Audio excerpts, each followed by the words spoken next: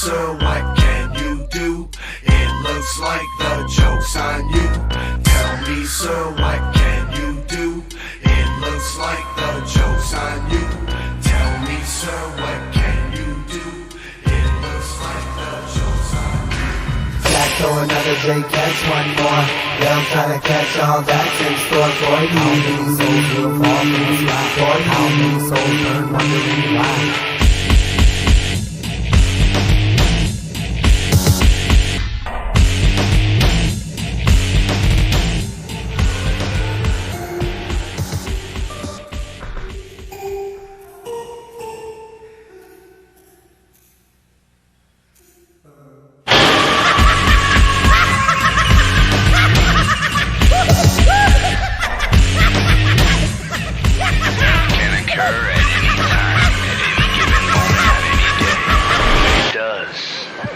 Personally will meet the wraith face to face. It's showtime! Hell's Pit! Hell's motherfucking pit! The show must always go wild, motherfucker! Man, y'all don't know about Hell's Pit! Nobody knows about Hell's Pit. Isn't it coming out like next month?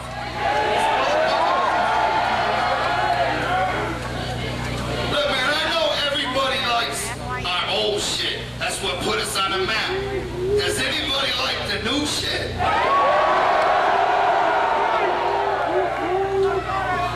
That's what we made Hell's Pit for. Motherfuckers that did trust us to deliver some classic shit. It's already classic and it ain't even out yet. The 17th track on Hell's Pit is called Real Underground Baby. You know, Real Underground Baby. That's what it's called. 15 minutes long. It's 15 minutes long. What y'all need to be by Dr. Punch? Yeah, I hooked it up with the fresh hookups. And it comes with a video too, a fresh, like, nostalgic style video, edited by our homie Rai Rai. It's a fresh ass video. It's got footage of us from the Ringmaster tour, from the fucking Carnival of Carnage days, all in this motherfucking video to the song Underground Baby. And that comes with the Hell's Pit version that has the concert. What happens after Hell's Pit? Well, you know, Hell's Pit is a pretty long fucking thing ahead of us right now, you know what I mean? But if we do something, like if we do a solo record each, it'll still be everybody doing it, you know what I'm saying? Like, it'll be like, I'll be all over his record, he'll be all over my record, it'll be like 2 ICP records type of shit. That's what we talk about, but we gotta wait and see, you know, we'll be announcing that next year. And if we do solo shit one night, ICP will be around until y'all motherfuckers are dead. Keep putting it down for everybody. Hold up, and if y'all have little ones, we'll still be around. And if we're too fucking old to do it, all my fucking kids will do it. The Hell's Pit record, it really, you know, we put a lot of emotion into our music. We really get caught up into every song. That's why when we recorded Shangri-La, you guys gotta understand, I'm trying to tell you, those were the best fucking, very single best days of our lives, man. To fucking get up there and sing about Diamond Ring and sing about our homies and all of that. That we had a license to do that because it was the Shangri-La record, and in our opinion, that is what Shangri-La is, you know, bomb ass shit like that. But then we had to record the Hell's Pit, and to really get there, we had to enter that, man. So it was kind of dark and dreary for about 9 months, but it's done. I mean, it's coming out, and now I know we solidified it. Fuck anybody out there that don't think, I mean, that thinks ICP ain't got no place in the wicked shit, or horrorcore, or whatever the fuck. We run this shit! Hey, has anybody ever heard of the Gravediggers? Yeah. And the Flatliners? Yeah.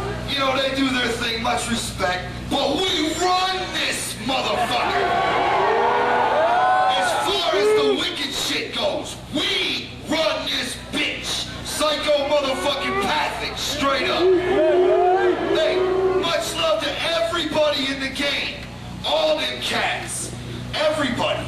Much love to them and school it, man. But without a doubt, hands down, we own the motherfucking wicked shit. I don't give a fuck. And guess what? For the motherfucking juggalos, that's why. Straight up. And you know what's going down with the Hell's Pit? It's just gonna remind motherfuckers that that's what ICP does, the wicked shit. Straight up. The Jokerz Gallery. I got 5 on it.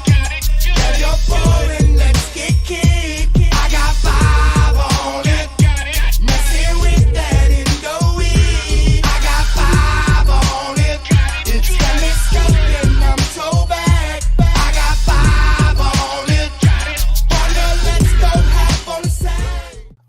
What up, y'all? It's the Jokerz Gallery and the Fago Lovers Network. Another edition of 5 Piece coming at you today. They were celebrating the 18th birthday of Hell's Pit, pretty much the closure of the OG deck. Got Darby rocking that fresh-ass jersey. Came out on August 31st, 2004. So, like I said, turning 18 this very week. Produced by Mike P. So, classic album in the Juggalo, fucking underground, celebrating a birthday. We got to talk about it a little bit. Before we talk about that, though, go ahead and introduce the panel. Right here beside me, got the host of Speak Your Clout podcast, Mr. Mike Sears. Well, Mike Sears, Speak Your Clout, Bender Boys, UFCD coming 27th. Wicked Vic versus motherfucking Pug Ugly. Siznak will be there, so I'll be there. And yeah, you want to get it down? Glad you updated it because I was going to ask if you didn't. I was going to be like, you Sis not going to be on there? So, hell yeah, that'd be dope, man. The return of UFCD. Check that shit out, folks. Show. Below me got the Larry King of the Underground representing Trife Life for Life, LukeTheGoon.com for life, and GoonManagement.com. Mr. Luke the Goon. Yes. Let's see. What do I have to plug? LegionRealm.net. We got them fresh Legion Realm jerseys up for sale right now. They're not Kelly Green, but the alternative kids will love them. ArmyTheHeartless.com. I think by the time this comes out, his new album, Voodoo Frankenstein, will be up for pre-order. So go peep that shit. And Samhain Ceremony, October 29th. It's going to be dope. You'll want to be there. Carl's Tavern, Indiana. It's a hub for the underground. We should be releasing tickets shortly. Nice. Yeah, it's a dope ass place to see a show, man. It's an up close and personal, intimate experience for sure. Yeah. And joining us today, we had him on the second Joker card show a few months back. He's going to be talking about Hell's Pit. I knew he's a big fan of Hell's Pit, so I had to hit him up. The homie Darby O'Trill. Might have seen him rocking the Gathering this year.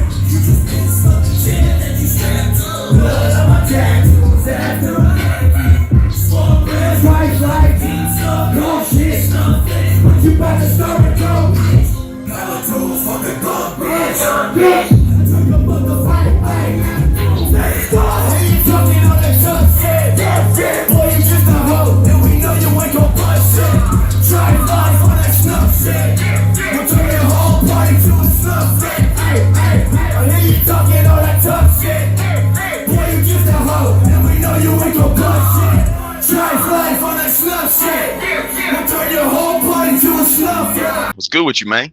What's up? What's up? It's an honor to be back here talking about my favorite album of all time, Luke Don't Kick Me. You knew my finger was on the button. Straight up. They're doing some big work since the last time we got to talk to you. You know, you was putting together Goalie basically whenever you were on last time, man. Goalie dropped, and I messaged you, not even like on some front and shit here to be on Fago Lovers. I messaged you when I heard it. I said, man, that's the best work of your career. Keep that shit up. I know Mike heard it. He fucking loved the shit. So yeah, doing some big time fucking work for sure. Always dropping videos, which I appreciate, man. I'm a visuals dude, so like you dropping in videos always helps me to get into the fucking music. They want a war, let's go to war. Fuck it up. They want a war, let's go to war. Stomp on their head till they brain dead. Stomp on their head till they brain dead. They want a war, let's go to war. Fuck it up. They want a war, let's go to war. Stomp on their head till they brain dead. Stomp on their head till they brain dead. You made a bad decision, I make a fast decision. I'm giving soul evictions, I'll make you dig your own hole to sit in. I shovel dirt on your face, you begged and you tried to escape. But pussy, but it is too late. You ran your mouth and you said your own fate. I am disgusting, yet I'm disgusted. When you discuss me, don't be on no fuck shit. Your life costs less than my drugs did. Baseball bat banging heads in the dog pit.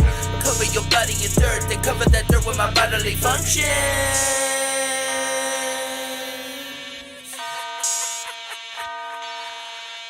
Fuck the odds. They want a war, let's go to war. Fuck the odds.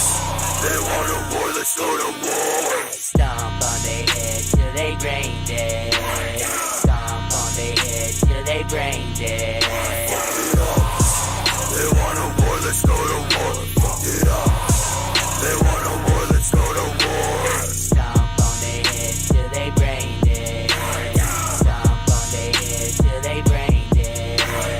Speaking of music, you'll be dropping some new shit on October 31st. I seen on your social medias, The Tomb. Let everybody know what's going on with that shit.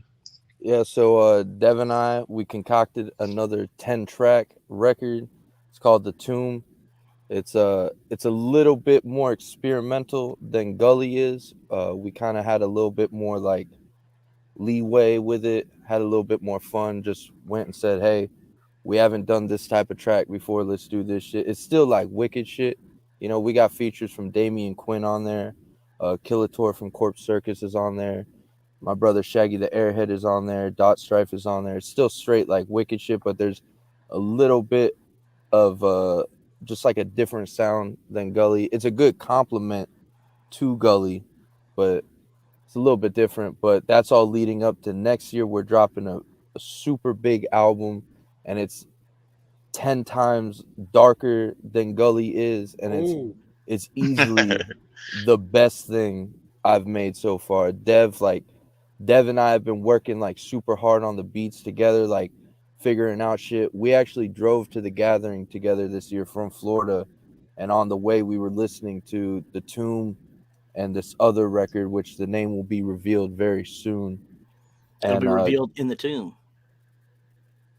Possibly. That's a good idea. Marketing genius right there. Yeah. But that big project, I'm like super proud of it. Super proud of The Tomb too. But we just stay working, you know. We got a lot of videos coming out. I dropped like a just random single at the gathering called The Barista at the Coffee Junk Never Gets My Name Right.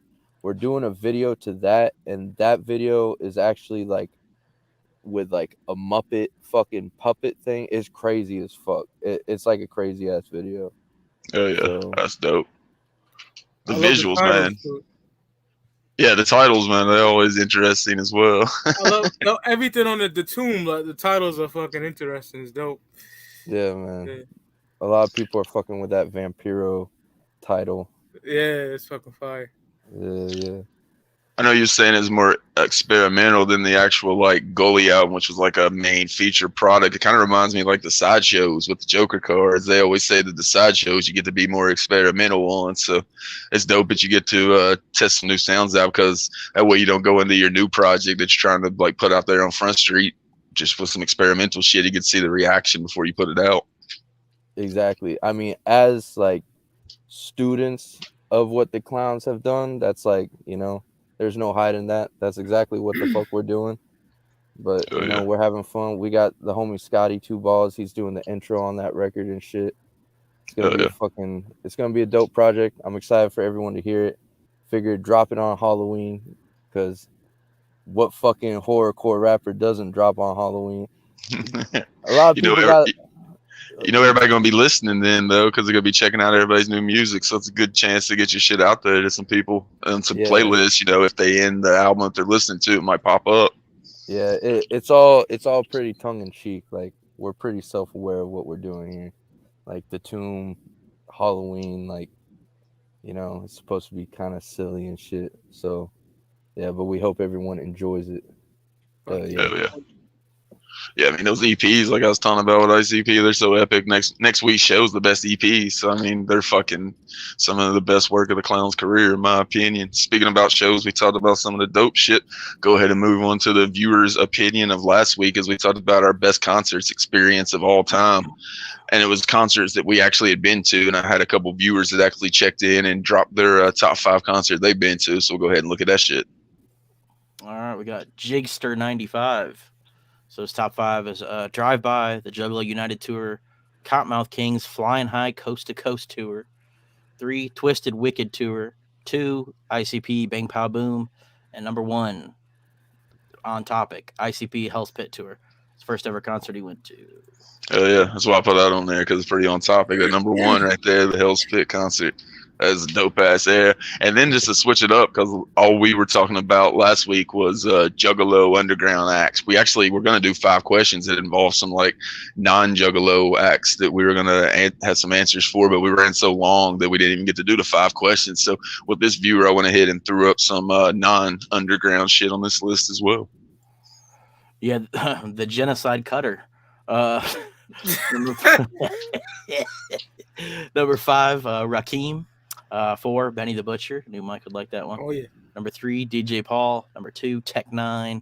And number 1, ICP, every time he sees him. Hell yeah. So, like I said, just to get some different flavor on there, I knew Mike would mark out for Benny the Butcher on there. Yeah. Got Tech 9 on there. I can't really argue against too many of those. Rakim, too, man. I love Rakim, bro. Fuck yeah. Go ahead and get into our talk about Hell's Pit.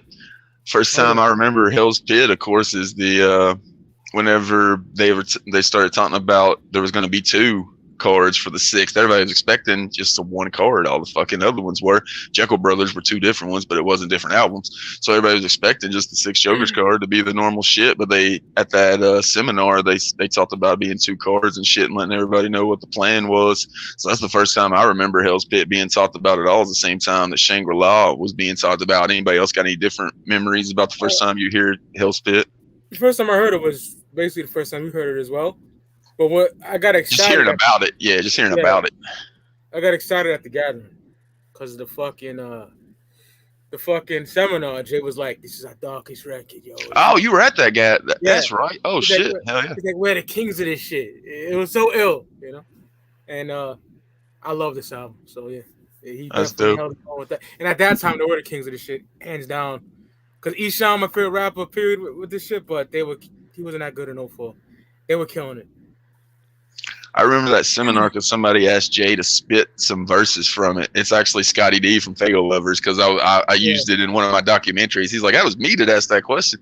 But yeah, he asked Jay to spit some verses from Hell's Pit, and he did. It was real dope. It started going around like that started going around before the actual album came out from people just like clipping it or whatever. They had like the audio of it back in 2004. It wasn't even video. Classic shit, bro. What about you, Luke? It would have been the same thing. I've talked about it before. Like, I was on like the websites and fucking the forums and shit back then. So I probably would have heard about it when everybody else heard about it. Like realjuggalos.com, fucking horrorcore.com, fucking. It would have been. I don't remember like the Hell's Pit like release as much because there was a lot going on at that time. Like, I'd moved, like I'd graduated and I'd moved. And I think I've said this before. Like, I didn't buy Hell's Pit immediately at release. Like, would have been like. I don't even remember how long after, but it would have been like after I had moved. So it was a lot of like, there was a lot of shit going on at that time. So, yeah. Yeah, for me, like 50 Cent G Unit was like out then. I was spending all my money on that and like the new Nirvana shit. Like those Nirvana's greatest hits was fucking You Know You're Right was out like in late 2002. And then they had that box set. It was like $100. Terrible. So it was horrible, but I bought it. I was sucked into the fucking hype. Yeah. I bought it too. So like I had to wait a little while before I actually bought Hell's Pit as well. My homie bought it today. It came out and I was listening to it in his whip and shit. But yeah, that's the first one I wasn't able to afford whenever it came out as well. What you got, Darby? Well, I got into like being a juggalo and everything at the like middle of Shangri-La. I was like a fucking kid. I'm like 9-10 years old during this time. So Hell's Pit is like the first card that came out while I was like just new being down and shit. Oh yeah. So for me, this album holds like a super special place to me.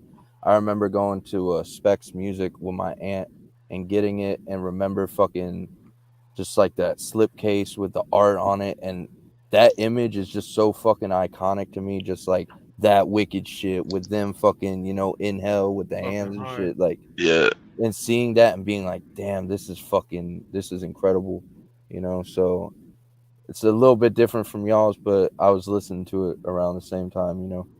Oh yeah, I mean that's crazy that you were that young and was able to get in on the magic of the original fucking deck era, man.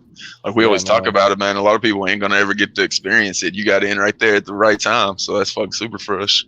It came with that sweet ass Joker card booklet with all the cards. Yeah. I remember just looking through that over and over again. It's just pictures of them from that era, and then the fucking track listing and shit, and then the picture of them covered in blood. And like the CD tray and shit, and being like, holy fuck, like that's them without the clown paint on, like they're in hell, like this is what happens, you know. And fucking I watched that Bowling Balls fucking DVD with them shitty little tiny glasses so many goddamn times. Yeah. But yeah, man, that whole packaging is fucking phenomenal. They went all out with that shit. It was almost like when they did like Bizzar with the fucking dye and the fucking 3D glasses and shit. I got that boy on vinyl. It's fucking beautiful. Same. It's got that fire swirl. Fire swirl, my nigga. Yeah, that I was gonna put the vinyl up behind me, but I'm like, yeah, that's too much. Fuck it, that's real shit. Yeah, I love that shit, man. The vinyl sounds great too. There was a version that came with like the Wicked Willy Wonka concert as well, wasn't there? Wasn't there two different DVDs? Yeah. That bootlegged in Denver joint. That's just dope too. Yeah, I always was digging that era, man, when bands would put out like a concert DVD with their CD so people would buy their shit instead of download it on Napster, like Korn would do it. I got all that era Korn's fucking classic shit. So like I dig that era when bands would do it. I wish they'd still do that shit. But now everybody just sees the live shows on YouTube, so it doesn't even fucking pay off to put your DVD out. Yeah. Speaking of the DVD, go ahead and get into the top 5 tracks from Hell's Pit. It's the one that Darby just talked about for me at the 5 spot, Bowling Balls.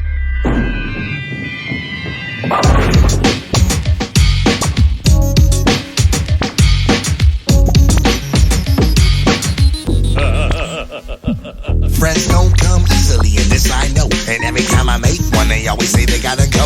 I wanna talk with people and look them in the face. I wanna take them home and they can stay at my place. All the talking I can do, I would never lie to you. We take a quick ride, homicide, then I can find you and I can love you. And technically, even though you're dead, you'll always be around me, cause I'm keeping your head. I keep heads on shelves everywhere in my cellar. I even own the melon of a dead fortune teller. The rotted ones, I keep them up in fat pickle jars. And the new ones, we lay on the lawn and look at stars. It's illegal, I know, but so is smoking weed. And who the fuck give a fuck when you have a need? I collect human heads fresh up off the neck. Face, lips, hair, nose, ears, give me that. Faces, people know more than names. The hair is there and all the brains. Your head would mean so much to me. Your head would mean so much to me. I won't diss you. You wanna wear a hat, what? How you want your eyelids open or shut? Your head would mean so much to me. Your head would mean so much to me. Sometimes I put them in my bowling bag and bring them to work. Play with their hair under my desk with my bare foot. They're like stuffed animals all over the bed. Human heads, Pam, Jennifer, Hubert, and Ted. I even put one in the shower, water comes out the mouth. I keep a few around the yard when I feel like going out. I blow air in the mouth, piece of duct tape it shut. Bring them in the pool and the heads will float up. I'm not a sicko, yo, though I've had girlfriends. I even put their makeup on and take them for a spin. I ain't a murderer like that, not really. Only every Halloween the house do look kinda silly. You know the homeless people that be bothering you for change. Almost all of my collection from them is where they came. I'm not insane about it, it's just the world is too crowded. And maybe I'ma do something a motherfucking about it. Faces, people know more than names. The hair is there and all the brains. Your head would mean so much to me. Your head would mean so much to me.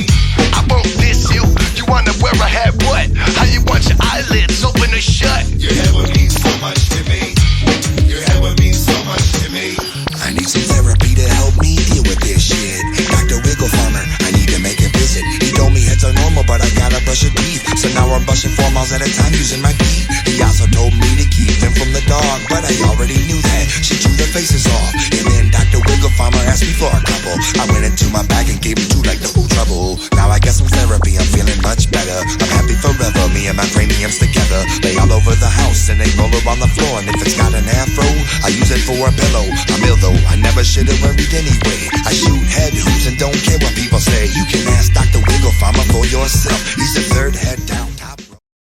Like I talked about, I'm a visual dude, and watching that video over and over, man, like Darby talked about, it was pre-fucking YouTube, pre-fucking fast internet, so you had something fresh like that, man. You watched the shit out of it. I watched the fuck out of that, and it's basically the songs like Texas Chainsaw Massacre, but instead of collecting faces, he's collecting heads. I mean, you even got Shaggy, like, you know, kind of lures the people in like they do on Texas Chainsaw Massacre. So the video was super dope. Always marked out for the neon sign. It's on the hotel, the fucking Hatchet Man that fucking moves back, and the Hatchet Man moves back and forth and shit. Yeah. So that video was done really well, and it was the first ever like 3D that was done that ended up blowing up like 5-10 years later. Like that was the first one to ever be shot in that type of 3D. It was just like experimental shit then. So it was kind of dope. They put that much effort into a video. It was like almost like a Michael Jackson Thriller style video, because the song was broken up into pieces and shit, and there was like storyline around the song. So like I said, man, I'm a visual dude. So whenever I seen that, man, I marked the fuck out. So bowling balls at the 3 spot for me, or at the 5 spot for me. Classic shit. 5 for me. Suicide Hotline. Suicide Hotline. May I help you? Yeah. Well, I'm about to fucking kill myself. Listen, you don't want to do that, okay? You don't want to do that. I'm gonna... There's so many fucking reasons why I don't even need to be here anymore. I'm gonna put a slug in my fucking head. You don't want to do that. You want to be on Earth, okay? Fuck that shit, man. I got a gun right now. Put it away, and I got it right under my chin, man. Fuck that. Take it away from me. I'm gonna fucking blow my head all over the ceiling. No, you're not. Okay. Fuck this shit, man. Hey, just talk to me, okay?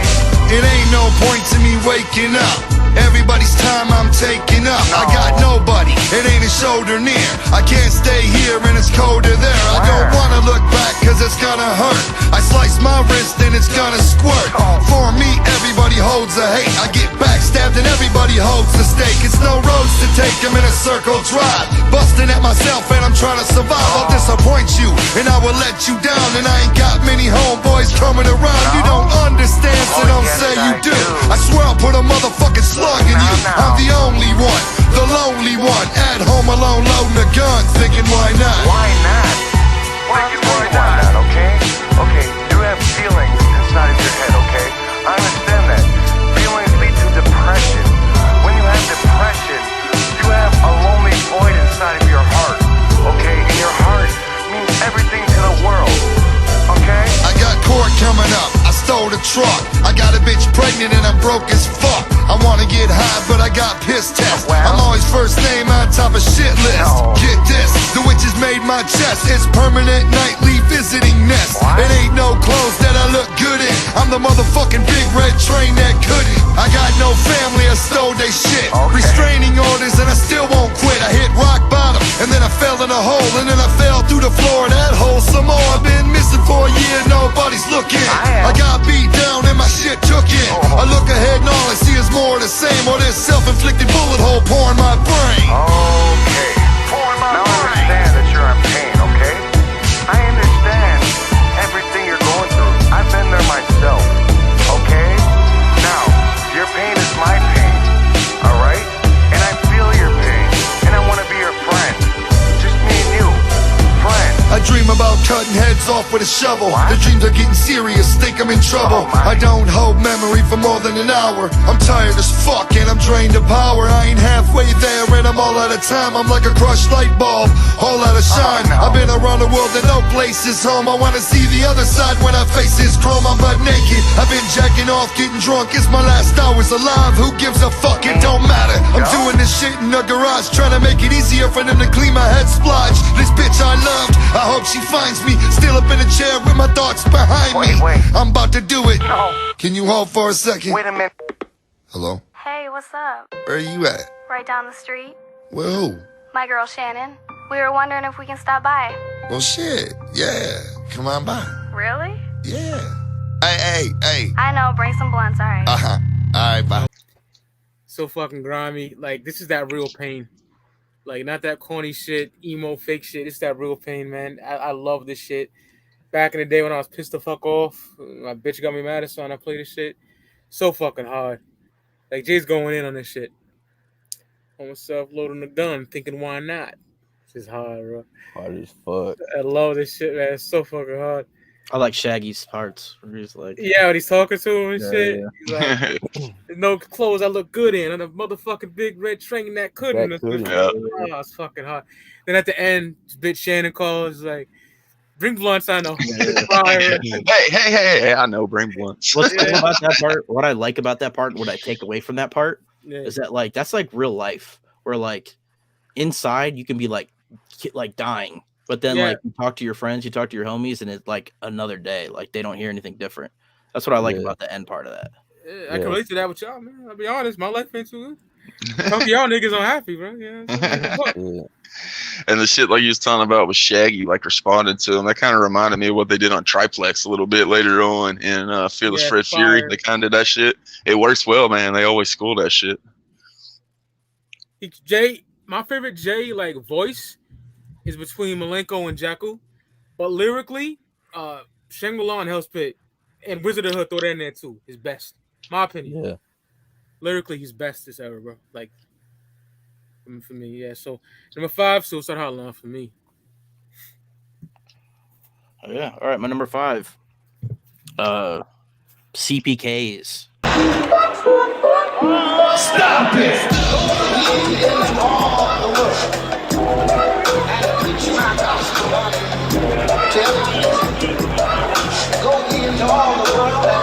I walked into the church dressed up as an altar boy. I seen a preacher. He said, little boy, I'm a teacher. Put his hand up on my shoulder, felt the claw of the beast. I never thought it'd be so fucking easy murdering a priest. Even into the confession booth, he took off his clothes and cut some game out of his Bible top and nuded his nose. I jammed the butcher's knife 12 inches into his gut. He looked me right into my eyes while I was yanking it up. Preacher killers!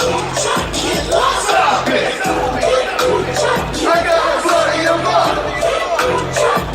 Stop it! I walked into the shoulder main strap with an iron crowbar. I beat a nut into a bloody screw in the trunk of my car.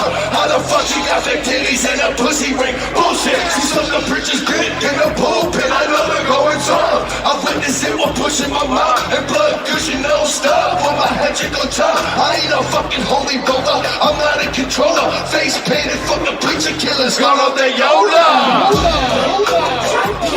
Cola. I got a bloody amok. Stop it. We're shooting for the preacher. Fuck. I missed it, hit the reverend, but it doesn't matter though. They say he's going to heaven. And then I shot for the preacher. I blew his hero. We in the balcony busted. Caught a PCP and Sparrow. Shot again. I hit somebody in the choir. They go back into the candle rack and caught the place on fire. I shot again. I finally caught the preacher in his nose. Then we put our barrels to each other's heads and took it home. Stop it! I got a bloody amok. Stop it! Leave the fucking kids alone. Faggots!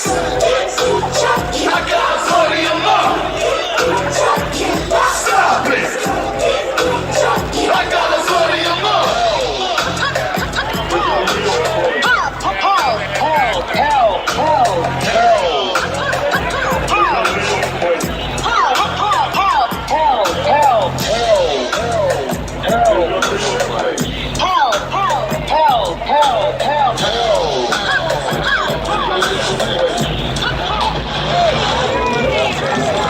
This was actually my favorite song when I first, even like before we did this episode. CPKs is probably the song that I listened to the most off of this record. But then, like, and I said this when we did Shangri-La, like when we do this show, sometimes I forget how good albums are. And then when I go back and I re-listen to it, I'm like, damn, like this record's fucking dope. And that happened with Hell's Pit this time too, because I don't like CPKs I listen to quite a bit. but the rest of the stuff I don't listen to that much. So it was cool to go back and listen to all of it. And when I was going back, it's like, man, CPKs not quite as good as the other stuff. So I had CPKs at 5. It's just a fucking dope ass song, like talking about killing fucking crooked preachers, basically. There's that line where he's like, we're shooting for the preacher. Fuck, I missed and hit the reverend, but it doesn't matter though. They say he's going to heaven. That's so dope. So fucking hard, bro. That's when all them scandals was breaking out everywhere too, back in 2004, 2003. So like Jay seen that shit and wrote about it, kind of like he did with Catch a Predator. Then there's Shaggy when he's talking about that nun. How she got fake titties in a pussy ring. Bullshit. Dick in the pulpit. I know the goings on. It's so dope. And it's like really like visual too. Like when he was like, I shot and hit the reverend. And then he like knocks the candles over and burns the choir and shit. Like it's really fucking. It's probably so hard. I want to say it's the most different song on the record too. I don't know. It's just to me it has like a really different sound than the rest of the record does. The beat does too. Yeah, beat stands out. Yeah. So CPK is at my number 5 spot. Hell yeah, dope choice. My number 5 is Truly Alone.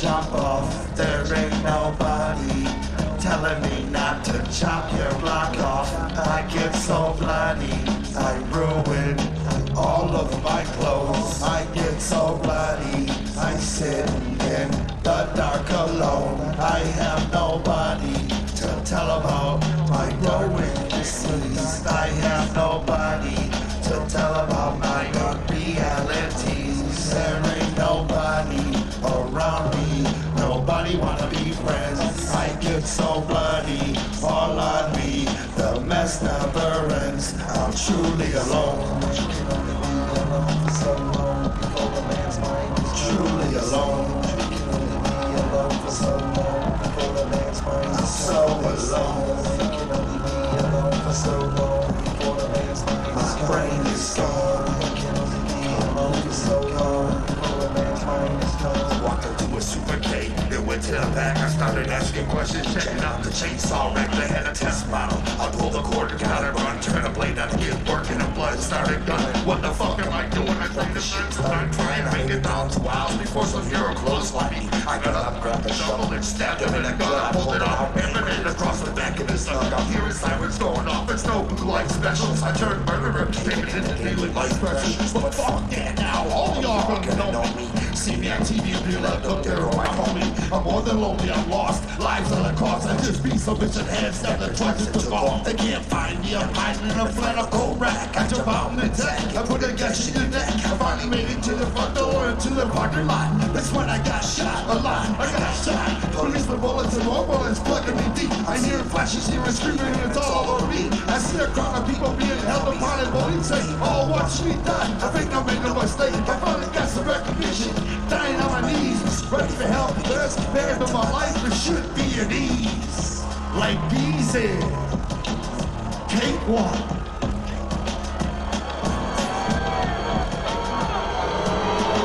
How the beginning, the first couple verses are like kind of more sung out, like melodic style. I really fuck with like when Jay does that type of shit, and then that last verse is just like the rapping and that whole storytelling. And you know, growing up being a fucking lonely ass kid, you hear that song, you're like, hell yeah, I'm about to go into the Super K myself. You feel me? Like that shit. I just could really relate to that song. The beat on that shit's crazy. Just the storytelling. The storytelling on this whole record is fucking phenomenal. Like Mike was saying, Hell's Pit, Jay and Shags were both in their bag, you know, like lyrically, flow wise. The voice on Hell's Pit is where a lot of like, you know, kind of like horrorcore rappers kind of bite their style from. So like, yeah, but Truly Alone, it's my number 5. Oh yeah. Yeah, you tell that song's like means something to Jay. He sings that song on stage, man. It looks like he's like feeling it, man. Sometimes it looks like he's about to start crying when he's singing that song. So he's like remembering the places he was whenever he's writing that song. He had to get into a dark fucking headspace for this fucking album. He talks about like not liking to have to get into that headspace, but he did pretty well on that shit. No, there's a lot of depression and loneliness on Hell's Pit, and that, you know, that resonates with my ass deep. So fuck yeah, though. Move it up to my 4th spot with Burning Up. All walks of life up in here tonight, baby. This bitch Rochelle fucked on her boyfriend in her boyfriend's bed, and Crazy Carlos smacked his baby mama off in the head, and Jonathan beat his son like his daddy beat him, but swore he'd never do nobody like his daddy did him. And then Sandra used her pussy hole to get to the top, and baby D he shot somebody, it went bad from the drop. And then Diane worked at a hospital, took care of old souls. She was abusive, her afterlife sees no gold roads. And Mr. Richards was a richie fella, born with every penny. Everyone around him hungry, but he never gave him any. And then Steven was a businessman, an educated citizen. At the top, pornography of children in his laptop. Take your spot and hang out, cause it's crowded in hell. You in the belly of the beast, now it was heaven in jail. And don't try to make no friends, cause don't nobody got no tongues. If the witch look your way, somehow it crushes your lungs.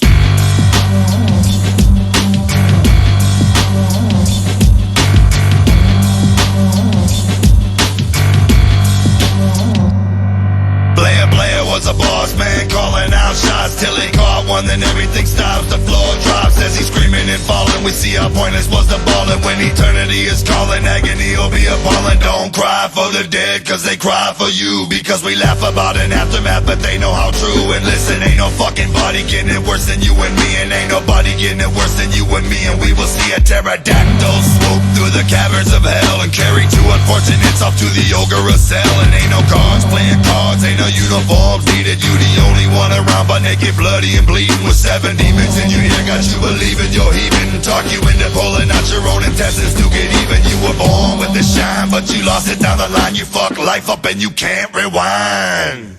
Fuck what you telling me. Burn it up.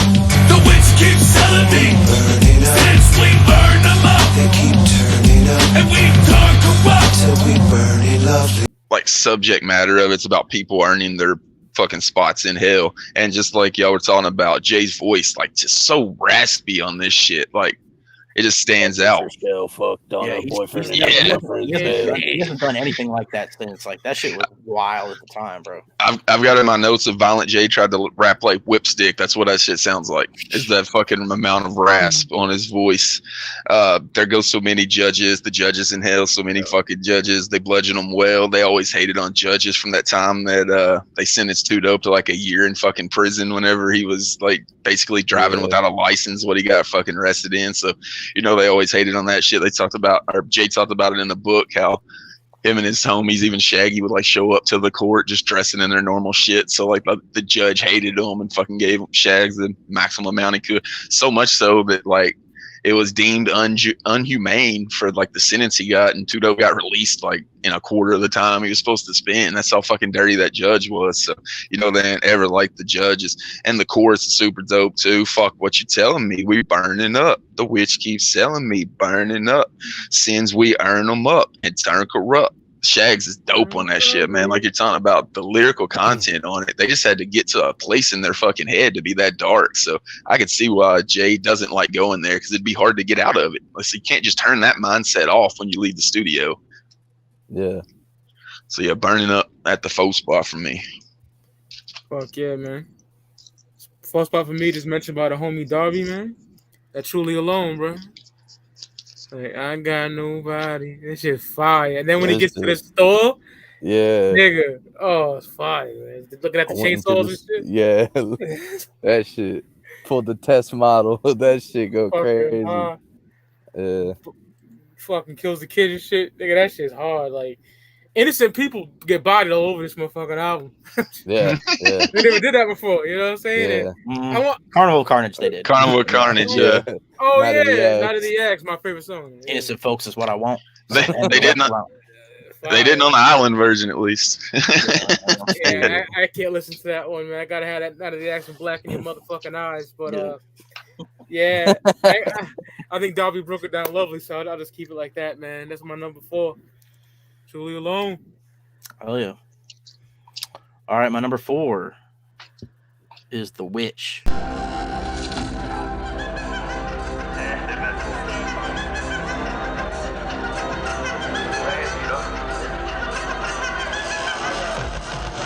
Jumped on my back last night. I couldn't breathe in his clutch. I was frozen with pride. And when I don't what seemed like I was a 10 to see the witch's face there in the dark in the mirror. The witch told me my girlfriend was a demon, and all that falling in love shit I'm dreaming. And it's pain to the angels if I don't deliver. I seal her off in a barrel and rolled her in the river. The witch told me my left arm is possessed, so I broke it at first and then I went and confessed. But they put me in a home, my arm still wouldn't leave me alone. Finally had to chew it up at the bone. The witch told me to get home in my house and just wait. Don't panic if my summer came up in the tail of a possum. Now there are 1 point, so boring in the dark, but the witch is my light. Something is standing in between me and my sanity. They say my witch is just a dream, more than fantasy. I said, wake the dead, wake the dead, wake up. Wake the dead, wake the dead. I said, wake the dead, wake the dead, wake up. Wake the dead, wake the dead, wake up. The witch taught me how to cut up a body. It's nasty and ratchet and hell of a bloody, but it's gotta get done and somebody's gotta do it. I get the fucking face and then put my knife through it. The witch jumped on me again, here we go. Laying in my bed, I can't breathe anymore. Laying in my bed, I can't move anymore. There's a demon floating in my face, clamping my jaw. The witch told me I gotta murder this one kid. Can't believe me, the witch did then, but I did with a ninja suit. Crept through like a black widow with a crossbow. Stuck him in the neck like ditto. The witch told me about blood that rains out of the neck and what particular veins, and about murder, goodness, and death sitting in, and it ain't no heaven that's letting me in. Something is standing in between me and my sanity. They say my witch is just a dream, more than fantasy. I said, wake the dead, wake the dead, wake up. Wake the dead, wake the dead. I said, wake the dead, wake the dead, wake up. Wake the dead, wake the dead, wake up. The witch told me to put my feet in the fire and hold on until everything below the knees gone. Now I'm in a wheelchair with only an arm, but don't care. I can still throw my hatchet in the air. The witch got me in a predicament, it ain't good. I got somebody head posted out the hood, going 30 and the weed rolling through the ghetto. Shaggy riding shotgun and the witches in the middle. The witches in the middle. The witches in the middle. The witches in the middle. The witches in the middle. The witches in the middle. The witches in the middle. The witches in the middle. The witches in the middle. I said, wake the dead, wake the dead, wake up. Wake the dead, wake the dead. I said, wake the dead, wake the dead, wake up. Wake the dead, wake the dead. I said, wake the dead, wake the dead, wake up. Wake the dead, wake the dead. I said, wake the dead, wake the dead, wake up. Wake the dead, wake the dead. I said, wake the dead, wake the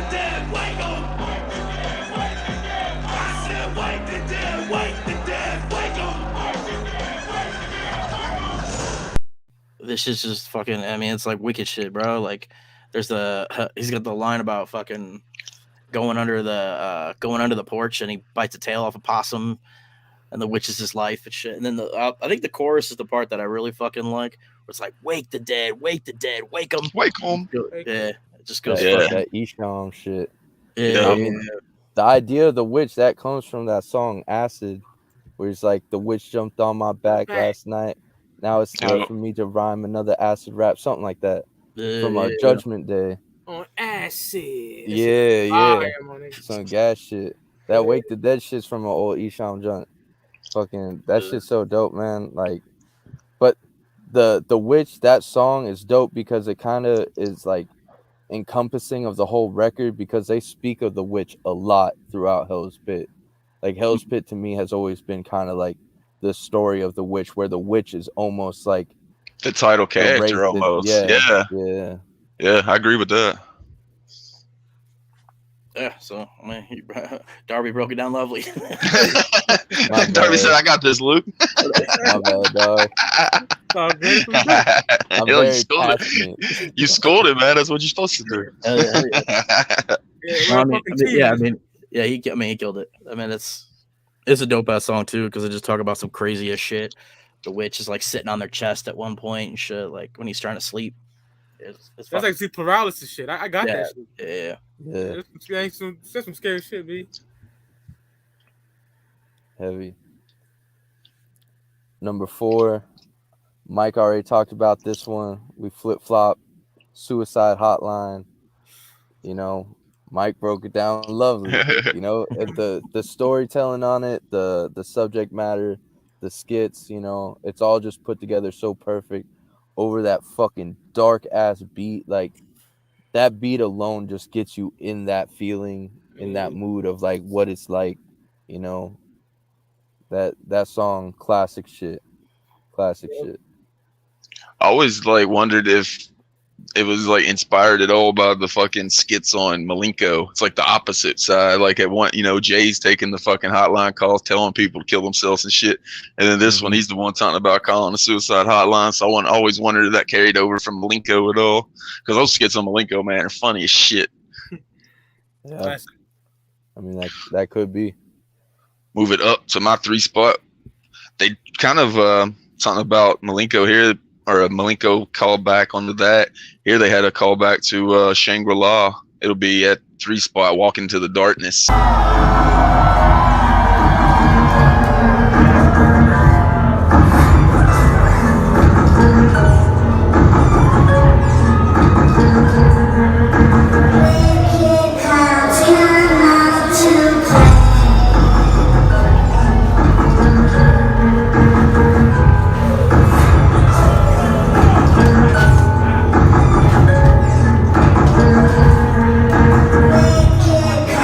Come out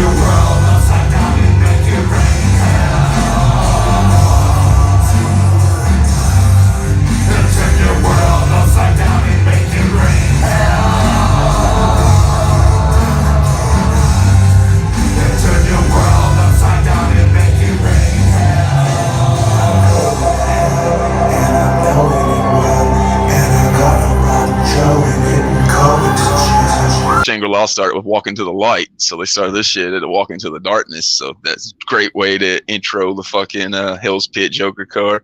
Jay starts it out so fucking dope, man. The name of the witch, I cut the head off a mule, I gutted it, I put it on, and then I wore it to school.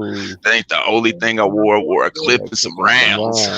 Fucking killing with this mule head, and I'm clipping them down. Like, Jay's so fucking evil on this album, man. I love it. And you can just see he's got the links that he goes to whenever he gets into this headspace.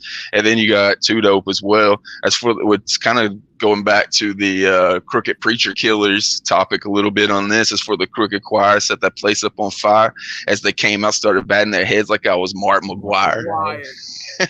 So yeah, talking about more like Crooked Preacher shit, man. And like, I'm in fucking Kentucky, like home of like Southern Baptists and the fucking people that Jay used to blame for Malenko getting kicked off fucking island. He says it was a Southern Baptist. So yeah, man, those fucking Southern Baptists are like that shit, man. So to hear them talking about shit like this, I was feeling, just from my personal experience of being around those fucking people. So I'll put that at the 3 spot for me. Walk Into the Darkness. They're fucking deep. Boom. Yeah. It was dope on during the Hell's Pit tour, like the viewer was talking about going to. Jay came out with like a giant fucking like mule head or some gnarly looking thing on a stick. Yeah, Hallowicked 2019, Wicked Weekend show, at least I was at, Shaggy and Jay came out in robes, and they had like the mule head on a stick and shit. That was that's what they kicked off the show with. It was yeah, that's fresh. Fuck and yeah. That hook, that like callback to Prom Queen with like that cadence he got on there. That walk into the dark, man. Bro, I was gonna bring that shit up, bro, because like, I'm not a DJ or nothing, right? But Devereaux, I know you're watching. DJ Chunk, I know you're watching. DJ Rascal, I know you're fucking watching. Make that remix, bro. I want to hear that shit. Luke got me hyped, bro. I was just smoking some gas to that shit before the show, so that's all that laughing happened backstage, bro. Oh, don't start this shit again. Right? Gonna have to wait till the 2nd year anniversary show when we break out the fucking blooper clips again, because that's like 5 minutes of it right there. Yeah. We on 3? Yeah. Yeah, all right. My 3, already mentioned about Luke. CPKs, Crooked Preacher Killers. Tag team that bitch. Yeah, same. That shit goes dumb hard, bro. Yeah, that shit, that beat, everything. I love that song so much that Devereaux and I actually got a remake of it called Crooked Pastor Blasters coming out on our big album coming out next year. Yeah. But that song, like, because where I'm from, we actually had an incident with a pastor doing that to a kid, you know, like some fucking weirdo shit. So like that song topic, that kind of hits pretty close to home, you feel me? So like, yeah, fuck that shit. Fucking weirdos. We might need an early preview of that song there, Darby. Shit. I actually just sent it today to get mixed and mastered by Maisie 666 of Scythe Gang. So maybe soon there might be a little leak of that. Ooh. Shit. Put the barrels to her heads and took it home. Yeah, that shit's so hard. Right. So hard. Storytelling, all-time 10. That creepy ass beat. Stop it. That shit hard as fuck. Shit go dummy. Yeah. And like that title was the one that stuck out from the album, at least for me. When I read it, I was like, well, I want to hear this song. Because like I said, it was in the fucking headlines and shit going on, real deal back then. It's still going on today, but back in whenever it first got uncovered, man, it was everywhere. It's just like you couldn't believe the shit. So as soon as you seen that title, you're like, oh man, clowns are going to fucking tackle this topic. I'm in for this. Sign me up. Especially after like coming off of Shangri-La, where it's like, oh, they're a Christian band. Christian group, yeah. Like, yeah, we're going to go fucking cap a couple preachers real quick and then kill ourselves in the same fucking huge. Yeah, that shit go hard as fuck, like man. Luke said, when they're missing and bucking other people, that shit's so fucking hard. Yeah, man. That shit gas. Fuck yeah, the CPKs, my nigga. All right. Keep it hood, B. My guy, hype. Talking about that remix. I know. And that Darby joint, I want to hear that too. All right. My number 3 has been talked about. Truly Alone. Oh yeah. I've talked about this on the show before. I love it when Jay gets like super fucking personal with songs, and I like a lot of times I can tell when motherfuckers do a song and it's like it's a song about something that happens in their real life. You know what I mean? Like with Jay, it's like "Hate Her to Death" is on the same tip. "Falling Apart." Like there's a couple songs where Jay's like fucking in it, and "Truly Alone," like Jokerz Gallery was saying, like I think it was that concert that they did it was the last show they did at the Warehouse. Like when Jay did that song, I hit them. I was like, is Jay crying when he's performing this? Because like he was getting so fucking into it. Yeah. And I just love it when Jay like really pours all of his fucking emotion into a song, and this is it. Like that's why I put it on my list. It's and like sometimes you even feel this way. Sometimes like you put that song on, and you just like are like, fuck, man, you know, because it's one of those songs that fucking hits you in the pit. You're like, damn, you kind of connect with this because Jay connects with it so much. You connect with it too. Such a good song. Yeah, you feel that fucking pain that he's rapping about, man. He's doing it so well. Like we're talking about the running theme through this album is the lyricism. Is using all the words to make you feel that shit. That's what he's doing on that one for sure. And I think even later on, it's taken on like a new meaning with Jay. You know what I mean? Like because we see Jay kind of like what he's going through and shit, and it's like it's taken on this new meaning, and it's become even more sad in a lot of ways. You know? Yeah, like, for sure. Like you said, seeing him do this shit live is definitely when he channels his Eddie Vedder. And he really fucking, you know, grabs the mic and he's fucking, you know, he's got the one spotlight on him. Yeah. He does it with like how many times and shit as well. Yeah. That's prime Violent J right there. Shout out to Duke. I remember that story in Behind the Paint where he's talking about doing that to how many times he's like talking about getting his Eddie Vedder or and he looks up, and as he looks up, like a thing of fucking spit hits him and he just jumps off the stage. Oh yeah, cracking dudes over here with mic stands and shit. That's old school shit. Yeah, there's always talking about that on Howard Stern. Like kids would pull their dreadlocks and shit, and they'd be like, "We had to fucking bust them in the face with a mic stand." Yeah, those fucking late '90s shows, man, were fucking crazy. Move it up to the 2 spot. This is the biggest gainer of the week for me. Like Luke was talking about, like going back and listening to songs and shit because I wanted to put the top 5 list together after listening to it fresh. And this song just kept moving up. It started at the 5 spot for me and it ended up at the 2 spot. I'm going with Real Underground, baby. Underground, baby. Real underground, baby.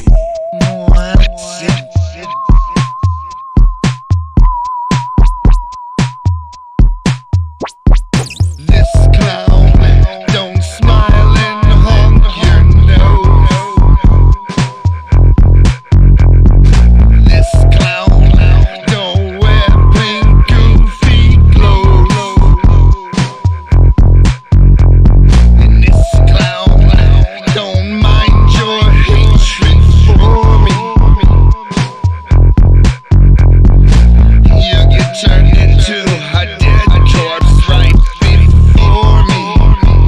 Real underground, baby.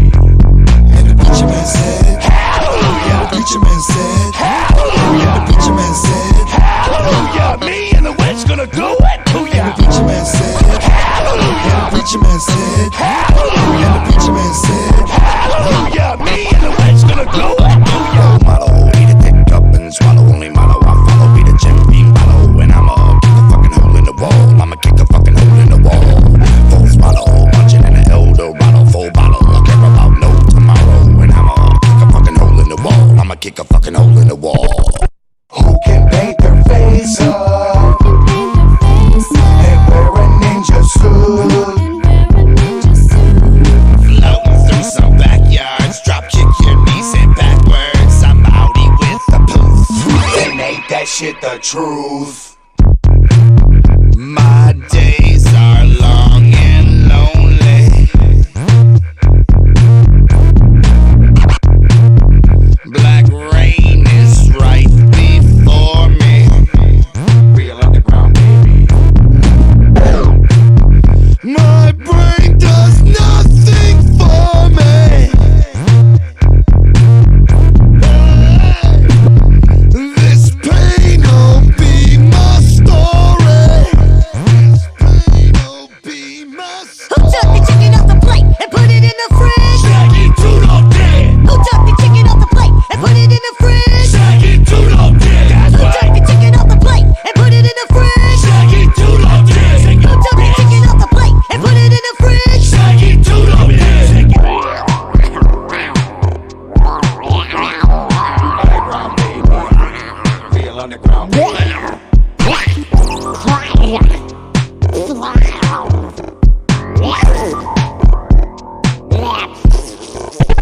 I'm hiding under the floor like Saddam, but I'm doing it because I love it, and I'm underground, baby. Real underground, baby. I'm hiding under the floor like Saddam, but I'm doing it because I love it, and I'm underground, baby. Real underground, baby. I'm hiding under the floor like Saddam, but I'm doing it because I love it, and I'm underground, baby. Real underground, baby. I'm hiding under the floor like Saddam, but I'm doing it because I love it, and I'm underground, baby. Real underground, baby.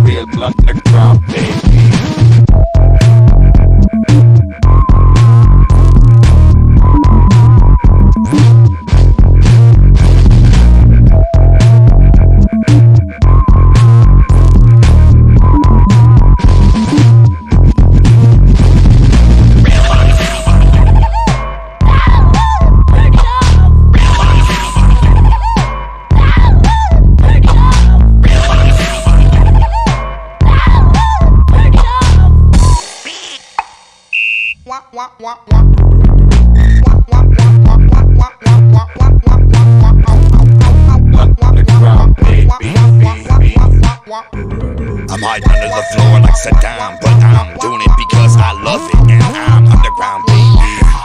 Real underground, baby. I'm hiding under the floor like Saddam, but I'm doing it because I love it, and I'm underground, baby. Real underground, baby. Hold up, I gotta get a Fago.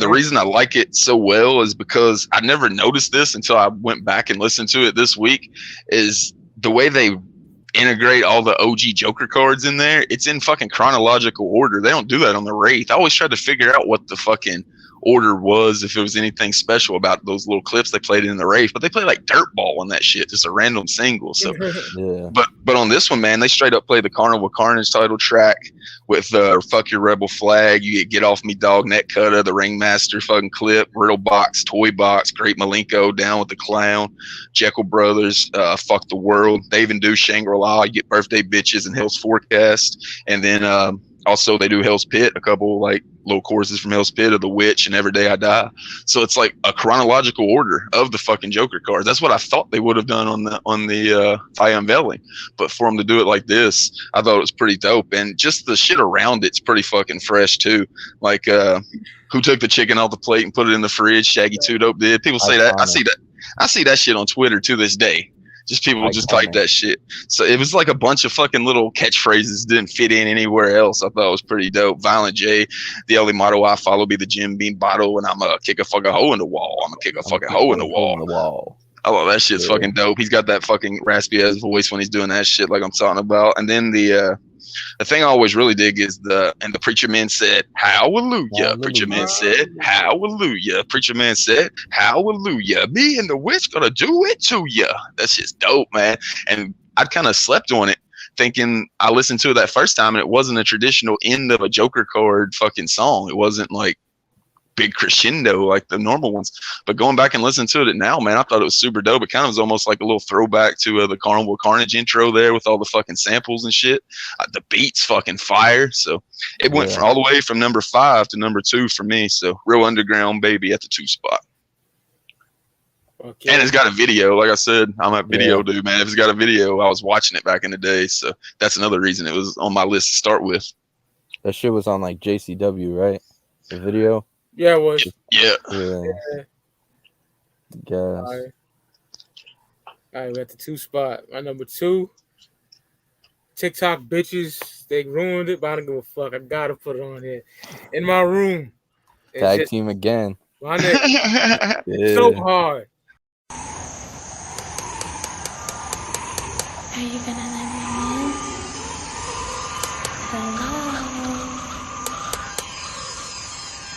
Hello?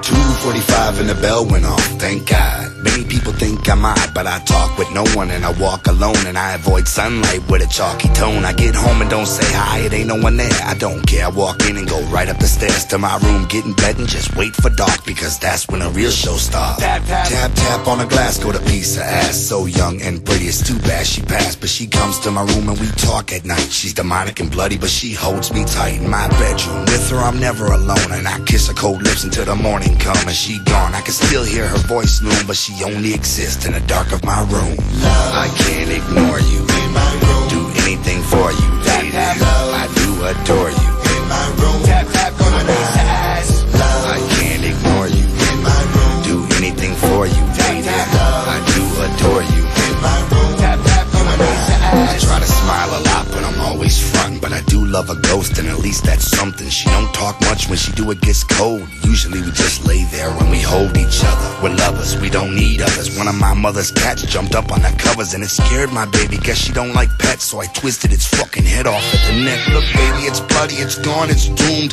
Please, come back to the room, I do anything for thee. Don't ignore me, this is more than a sick love story. Without you I'd bring a shotgun to school, and I will if you want me to. For any reason, I hate that you leave when the lights come on, and if I had it my way, the fucking sun would be gone. Love, I can't ignore you. In my room, do anything for you, lady. Love, I do adore you. In my room, tap tap on my ass. Love, I can't ignore you. In my room, do anything for you, lady. Love, I do adore you. In my room, tap tap on my ass. Sometimes I kiss her, I start shaking. She slips me the tongue and it tastes like bacon. Uh-oh, something's wrong, baby's upset. She told me she was spotted by the neighbor's kid. She can't come back now cause they know our secret, unless I can make them keep it.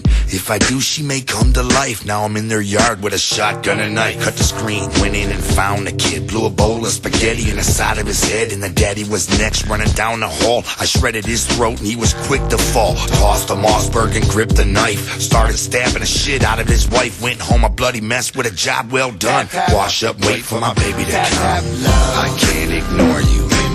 Do anything for you, lady. I do adore you. In my room, tap tap, you and I can't ignore you. In my room, do anything for you, lady. I do adore you. In my room, tap tap, you and I waited 2 or 3 days, 4 days, waiting for the tap tap like always. I waited and hated that I created a bloody mess. I waited 2 or 3 months, 4 months, waiting for the tap tap just for once. I waited and hated that I created a bloody mess. I waited 2 or 3 days, 4 days, waiting for the tap tap like always. I waited and hated that I created a bloody mess. I waited 2 or 3 months, 4 months, waiting for the tap tap just for once. I waited and hated that I created a bloody mess.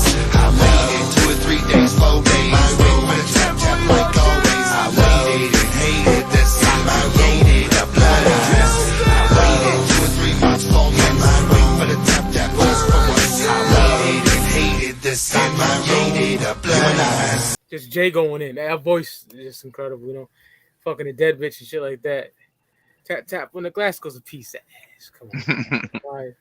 Too bad that she passed. That storytelling, the beat, the story, everything about that song is fucking like perfect to me. That's like a quintessential fucking Insane Clown Posse song. So it makes sense why it would blow up on some TikTok bullshit, you know. Got all them goth bitches shaking their ass to it and shit.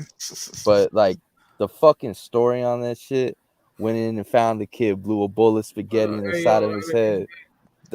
What the fuck? Like that shit. I remember hearing that shit as a kid and being like, damn, I fuck with this. Like this motherfucker's spitting right now. Like that motherfucker Jay said, toss the Mossberg and grip the knife. Started stabbing the shit out of his wife. Went home a bloody mess with a job well done. Wash up, wait for my baby to come. So hard, man. Like in my room, you and just like that melody and shit, like the way he be spitting that shit, super dope. And like throughout the song, like his vocal inflections, you can hear him kind of getting more like kind of manic throughout the song, you know, like the beginning 2:45 and the bell went off. He's kind of like chilling, but near the end of it, he's like, you know, really reflecting what the fuck's going on in the song. Yeah. He's good at that. Me and Rome was reviewing Mighty Def Pop. He doesn't hate her to death, like Luke was talking about. He starts off, and then by the end of the song, you're ready to fucking chop that bitch up yourself. About a third verse. Jay's the king of that shit, man. No one can tell a story and like really make you feel that story like that motherfucker. Like that's a song that don't need a video because it's one of them ones that just plays in your head. Like you can visualize every little fucking part of that song. Absolutely. It's just so fucking dope. Video would still be dope. Video would still be dope though. Video would still be dope. I would not hate a video. Yeah. But yeah. That's the thing about a good storytelling song. If it's a good storytelling song, you don't need a video because the video's in your head. It's so fucking well written that you just see it. Yeah. Oh yeah. My little brother ain't no juggalo. He listen to trap shit, but he said that shit's fire. I played that one time back in the days. That shit's fire. Yeah, that shit go hard as fuck. Yeah.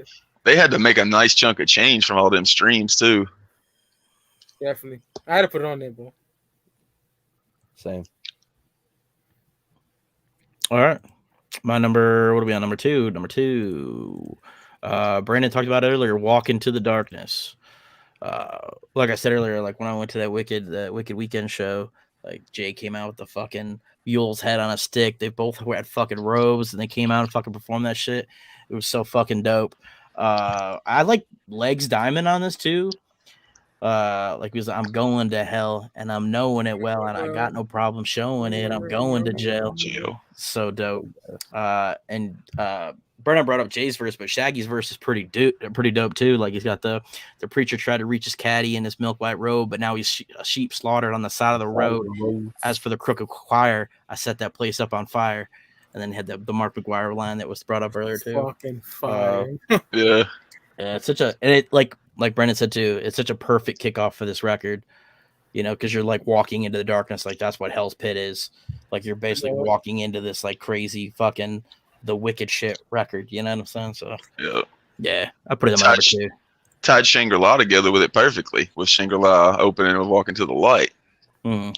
So, you know, Juggalos always look for shit like that and mark the fuck out for it. 100%. So Darby had the same thing as Mike, right? Yeah, yeah. Right on. Move it up to my 1 spot.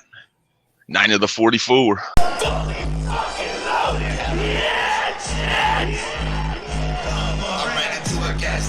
And blew somebody's head off their neck. I thought it was a dream, but then I look and see that I'm a bloody wreck.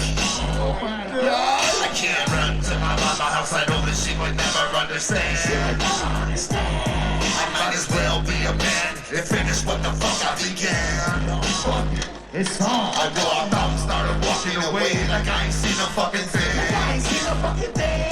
I went across the street, walked up to the drive-thru window at the Burger King. I knocked on the glass and the kid leaned out and told me they were closed. I blew a hole in his face and his boy was like, "Damn, you got hoes, Tommy, you got hoes." I feel ready to die, but it's taking so long. The world's so wicked, the world's so wrong. I just keep moving on, keep trying to stay strong. The world's so wicked, the world's so wrong. Shoot they bitch asses, I started hopping through backyards and ran into a 7-Eleven. I jumped up on the counter in my shit and blew a hole in his melon. I dragged his body in the back and did the same to everybody again. Till the walls and the windows got so bloody, but nobody coming in. Police started surrounding the building. I ain't got no hostages, but I brought it like I did, holding up some dead kid. I said I'm coming out, they said don't bother. They started shooting. The corpse I'm holding up ain't got no head and they ain't stupid. I ran into the back and started drinking bottles, getting high as fuck, going out to hell, both the full. I don't know. I loaded my shit again, but I never had a chance to shoot. Somebody blew my head off, all I heard was proof. I'm a night on the 45, but it's taking so long. The world's so wicked, the world's so wrong. I just keep moving on, keep trying to stay strong. The world's so wicked, the world's so wrong. Who hasn't went on a PC peeping, shot at a couple cops? I mean, come on. Come on. But it's taking so long. The world's so wicked, the world's so wrong. I just keep moving on, keep trying to stay strong. The world's so wicked, the world's so wrong. But it's taking so long. The world's so wicked, the world's so wrong. I just keep moving on, keep trying to stay strong. The world's so wicked, the world's so wrong. Talk about storytelling, man. Just another one of them. At the beginning of it, you hear Jay. It's just another one of those nights, which is another one of those songs of the Night of series. So I always marked out for that shit for sure. I feel ready to die, but it's taking so long. The world's so wicked, the world's so wrong. Dope ass shit, man. Just Jay was, to be as dark as it is, Jay knew that the melodies had to be really good, and the melodies on this record are so good to be so dark. He knew for people to really listen to it a bunch of times with all this dark shit, man, it really had to be infectious, and he kept it like that for sure. I like the part where he's I might as well be a man and finish what the fuck I began. Fuck it, it's on. And then after that, like in the song, he's just going around mopping fucking people. It reminds me of whenever I was listening to it, it reminded me of the LA shootout where dude just has no concern about dying. If anybody remembers that LA shootout of those 2 bank robbers that just came out shooting at the police, like they didn't even try to fucking hide it or anything. It's the most famous bank robbery. It's the most famous bank robbery in history. It happened in LA, and there was like hundreds of shots. These dudes had body armor and everything. They were just going out in a flame of fucking gunfire, like Jay's talking about, and they didn't give a fuck. They weren't trying to get away, really. Like they were just shooting shit, and like ended up getting both fists fucking shot down by the cops, like he's talking about in this. I always wondered if Jay seen that shit and fucking inspired this song a little bit. But either way, man, this song's so fucking dope. The big thing that I remember it from after initially hearing it on Hell's Pit was Hatchet Attacks. they performed it on that DVD, and it was so fucking fresh, man. Like, cause you got Shags doing those live fucking speakbacks and shit.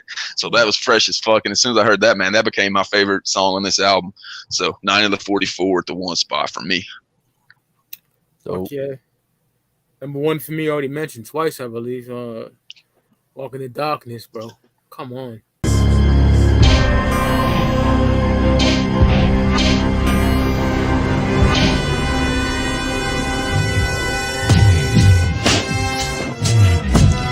In the name of the witch, I cut the head off a mule. I gutted it, I put it on, and then I wore it to school. That ain't the only thing I wore a clip and some rounds. A fucking killer with this mule head, and I'm clipping him down. Because I'm all out of choices, and my voice is unheard. You and your boys get the worst. I aim your forehead and burst. I'm evil, fires in my sky, I see no diamonds, it's true. Aim for your gut and blow your breakfast out behind you. I'm one with the darkness. A place for those who chose to give a fuck less. We keep it nutty and bloody for everybody here. And I know it well, and I got no problem showing it and glowing to shit. I see the witches preaching every night on Channel 13. He wants some money with the number on the screen. I hit the scene, I'm shooting up somebody's funeral, someone I don't know. My thoughts are fraught with homicide, I fire out of control.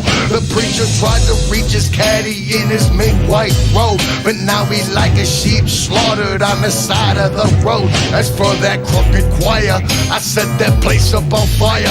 As they came out, battered their heads like I was Mark McGuire. I'm in the darkness. A place for those who chose to give a fuck less. We keep it nutty and bloody for everybody. I already helped Jokerz Gallery quote my favorite line, that movie headline. So ain't got much to really say. Walk in the Darkness. I'll keep it short and sweet. Cause we just reviewed this shit together, damn near. So straight up, it's fire, bro.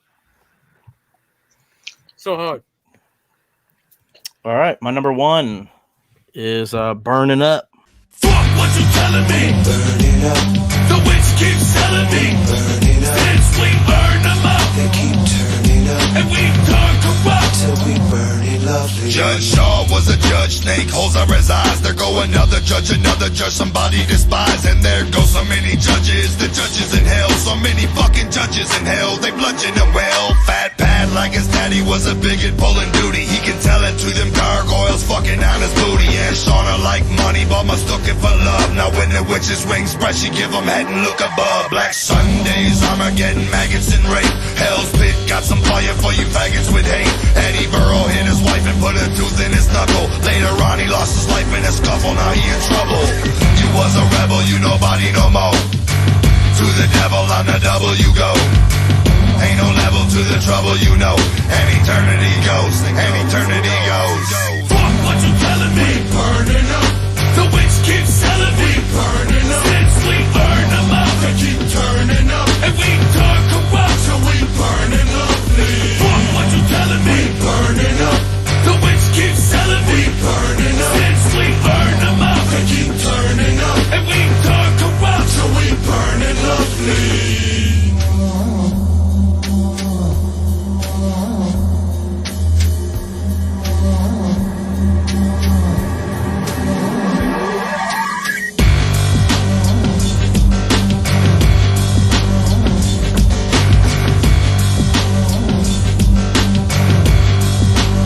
My favorite part is when the beat stops. It's "Don't cry for the dead because they cry for you." That shit's so fucking dope.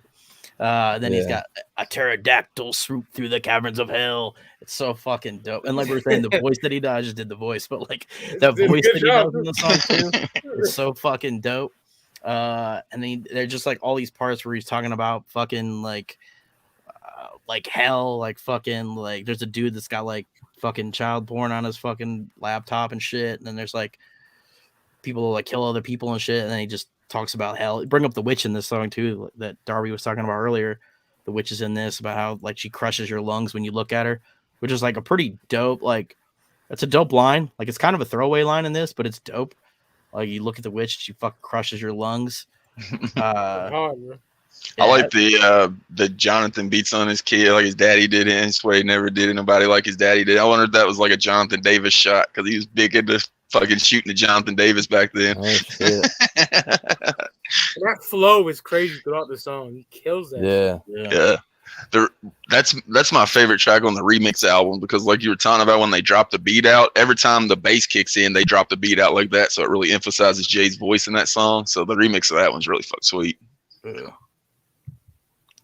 Yeah, just super fucking dope song. Fuck yeah. Hell yeah, agree. My number one hasn't been brought up yet. Every Day I Die.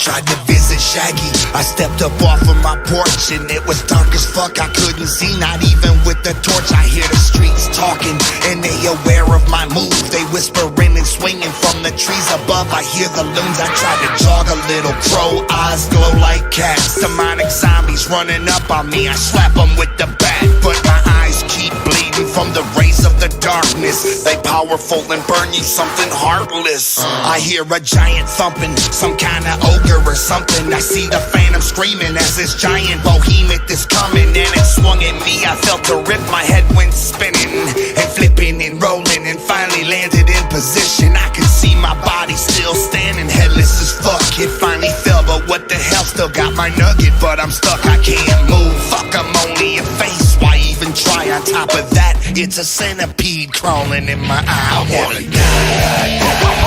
Back to the start, another try. Another time, so I should not. Every day I die. Back to the start, another try. Another time, so I should not. Too much time on my hands.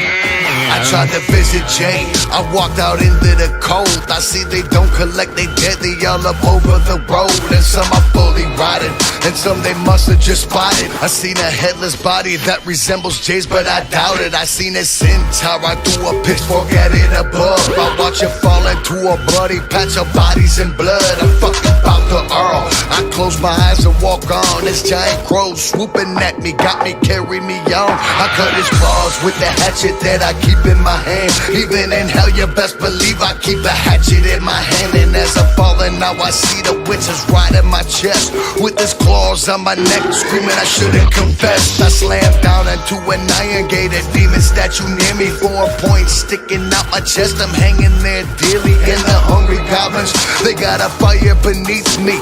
They cooking my legs to make myself eat me. I wanna die. Back to the start, another try. Another time, so I should not. Every day I die. Back to the start, another try. Another time, so I should not. Too much time on my hands. I got too much time on my hands. I got too much time on my hands. I got too much time on my hands. I got too much time on my hands.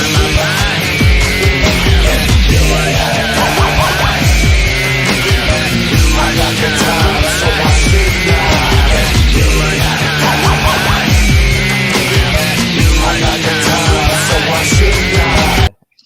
It's one of my favorite ICP songs of all time. Oh. I remember when the fucking hook kicked in the first time I heard it with the fucking guitars.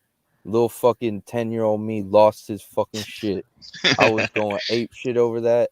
To this day, I go ape shit over that. The verses, some of my favorite ICP songs are where they're kind of describing like hellscapes, you know, and they're just talking about being in like a fucked up realm. They're just like, I guess, describing hell or whatever, you know, but they're just talking about how fucked up everything around them is.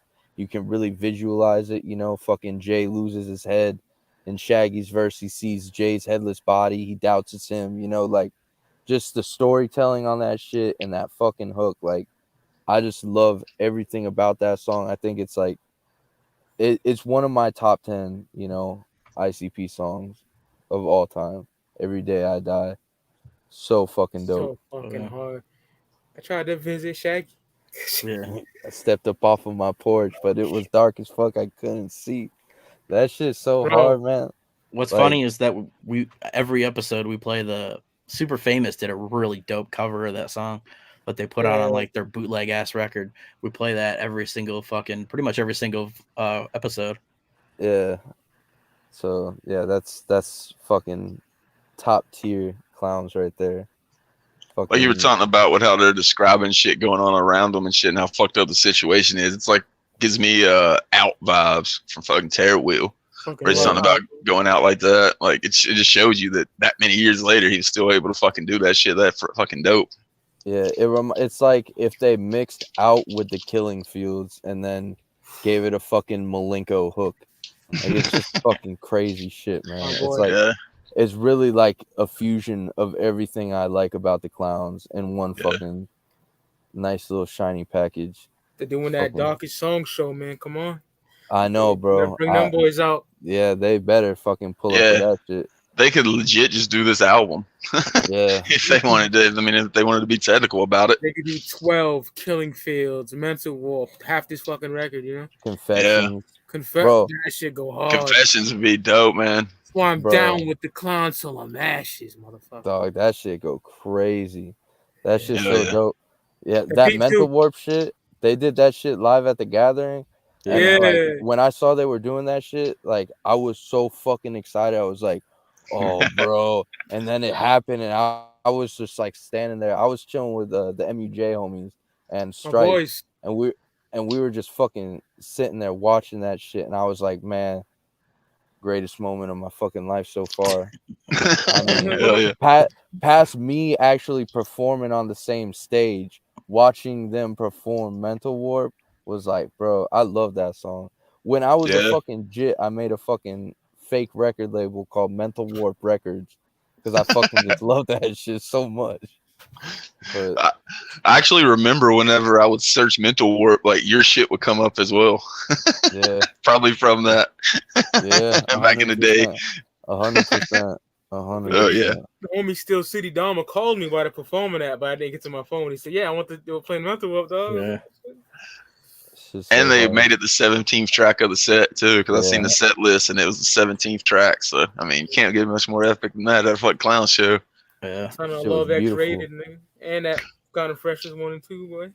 Yeah, because I'm sure a lot of juggalos, like the old school juggalos, especially, were hearing some of those newer songs that they were singing and didn't know a lot of shit, but they heard that fucking Mental Warp kick in. And I bet they didn't give a fuck what they had played previously because they about to play Mental Warp. Yeah, man. That shit go dummy. Yeah, Mental Warp. Rombone, another opinion that I gotta get on your ass about, brother. He said he didn't like Mental Warp. I don't want to call him up, but yeah. He don't like this record either. He don't like Hell's Pit. I know. What the fuck wrong with you, man? I love you, my nigga, but damn. Ronusin, bonusin, man. You're grounded, dog. Shit. Ron got some funny years. We'll put it that way. Yeah. I don't know how you can't like Mausoleum, but we'll save that for another time. Before we get out of here, though, we always do 5 questions about the fuck topic we're talking about.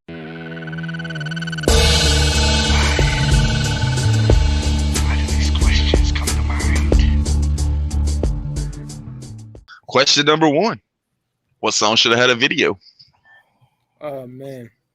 Toss up between Walking to the Darkness and CPKs. I'm going CPKs. Just I think pure visual. CPKs would have been dope, especially if you had like CPKs directed by Quentin Tarantino would have been fucking insane. Jesus fucking Christ. Whole bunch of preacher feet. Shit. I mean, I put CPK down. Like, I think CPK would be a dope video, but Basehead Attack or Night of the 44, I think would both be like funnier, like cooler visuals, in my opinion. And Basehead Attack, 2 dope mentions my favorite 70s sitcom of all time. That motherfucking Sanford and Son, boy. Yeah, that shit funny as hell. That was played on my black. You know, I'm a black man in the black family. I was played a lot in my household back in the day. Oh yeah, that Sanford song was playing nonstop here, man. That shit was dope. For me, I'd probably go 9 to 44. And what I was thinking is it'd be like if you wanted to make it like even low budget, you could just do like a Grand Theft Auto type fucking style looking video. I remember 50 Cent did that with I think it was Heat. Yeah. So yeah, and that turned out dope. So just have a Violent J character running around fucking sniping people if you don't want to pay for real actual shit. So I'll go with 90 to 44 on that one. Question number 2. Which album do you prefer? Hell's Pit or Shangri-La? Which of the 6th? Shangri-La for me. Just I skipped school to get that shit. Like just basically walked out. There was this restaurant on the first floor called the Trade Winds, and there was no security or nothing. Me and the homie just booked it and got that shit. And that Hell's Pit is probably better to me because it's more evil, but Shangri-La, I don't know, better album for me personally, but it's neck for neck for me. Yeah, I love this era. Like I said, that's why I had to ask the question because it really is. I mean, it's neck to neck, man. Yeah. I mean, for me, it's Shangri-La like all day, just because of like the unveiling mainly, because like the reveal. We've talked about this a lot on this fucking show, like the reveal, like being down for that long and always wondering what it was, like wondering all these things, and then to like listen to the record and then to get to the unveiling track 17 and hear that shit, then like play back different songs, like in the intro they like do like the Carnival of Carnage, Ringmaster, shit like that. It's just like wrapped up the whole era for me perfectly. I know like Hell's Pit's kind of like the flip, for Shangri-La, but it's gotta be Shangri-La for me. And then looking through the booklet and finding out like the butterfly meaning for the first time, all that shit. A special, bro. Honestly, it's a super hard question for me. Like I got both wraiths like tattooed to each side of my neck, but like Hell's Pit all day for me. Like I just love this fucking record. Like for me, this is like my record, like the card that really solidified everything for me. The fucking production on this shit, the lyricism, everything about it is absolutely perfect. Even the fucking B-sides, like that Hell Cellar shit and the fucking Feel So Right, like, and Bodies Fly, like all the shit surrounding Hell's Pit is just like top tier fucking freshness for me. So I'm going Hell's Pit all day. Yeah, you talking about your tattoos. For me, like I had all the tattoos of the Joker's card going up, and then tattoos like $200. So I was deciding which one I wanted to get, Wraith or Shangri-La or fucking Hell's Pit. So I mean that would tell you which one would be my favorite, and I went with Hell's Pit. I legit sat down the night before I was gonna get the tattoo, fucking listened to them back to back. I was like, which one do I want to fucking rep for the rest of my life? And it was Hell's Pit, so I'll go with Hell's Pit. But fucking they're really fucking close. I love the artwork. It's so dope. Like on Shangri-La, he's tricking you. He's like, come here. You got the horns, right? And then he's like, stop. He's stopping you. Yeah, fire, bro.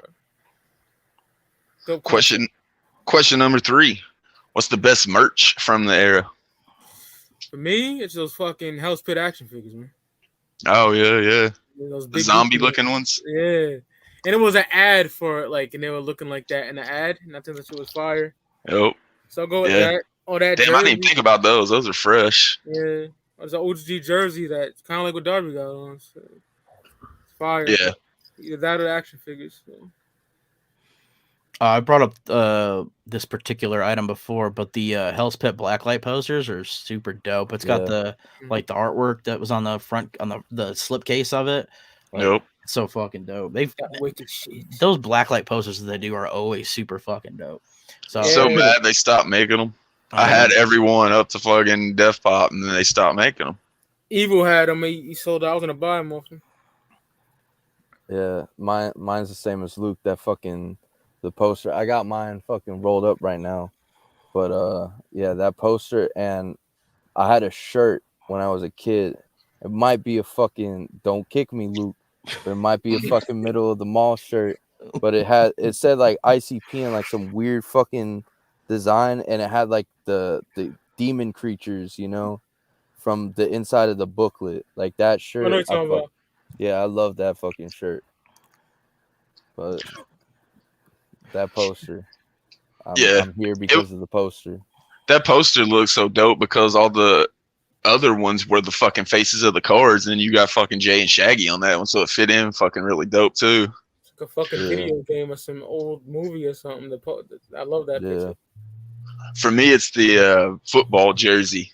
I'll put a picture up on the screen, but it says all it said on it was that wicked shit, and it was done in the font of the cover of the fucking It jersey. got It seen on Psychopathic Traders or something. Yeah, I know you're talking about. and had flames like stitched into the fucking underside of the fucking jersey and shit. So that one really stood out because I was gonna say black light, but I had to back up with that one. So I'll go with that fucking jersey because that shit was pretty fucking fresh.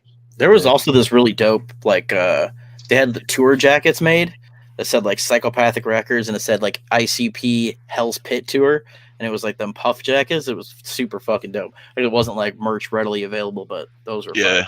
That's probably like cruise shit. Yeah, that's dope. Yeah, Shaggy the Airhead has that wicked shit jersey. That shit go hard as a motherfucker. Yeah, it's dope as fuck. Question number 4: do you consider Hell's Pit a Joker's card? Yeah, of course. Hell yeah. Yeah, I mean they're kind of like, I kind of consider it like a double record, so to speak, because they're both technically the 6th, you know. So to me, it's kind of like a double record, kind of. I don't know, but yeah, I consider it Joker's card. Yeah, 100% Joker's card. It's the 6th. It's part of the 6th.